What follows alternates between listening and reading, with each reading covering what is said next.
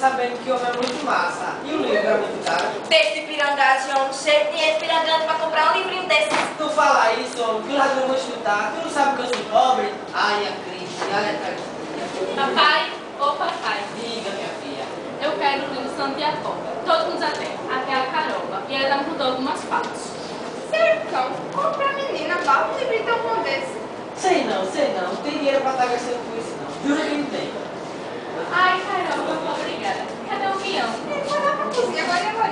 Tá, vou vontade de sair. Peão, ô peão. Oi. Eu meu pai me comprou o livro Santiago. E é, mas eu já tenho.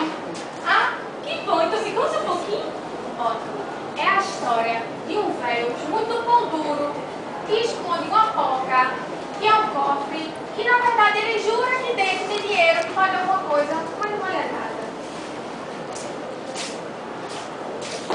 Opa, tu conhece um tal de Ariano Suassuna, Eurico, Suassuna. Ele é um cabo muito do bom. O pai foi assassinado quando ele tinha só 3 anos. Tinha uns 8 irmãos. Aí ele foi-se embora pro Recife.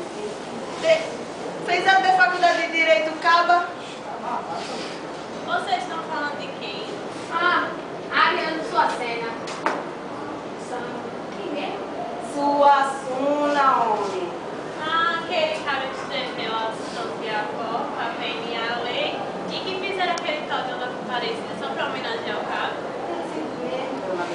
Ah, ele é formado em filosofia e direito, casado com Zélia Suassuna, pai de 6 filhos, de um monte de neto cabra, é bom mesmo.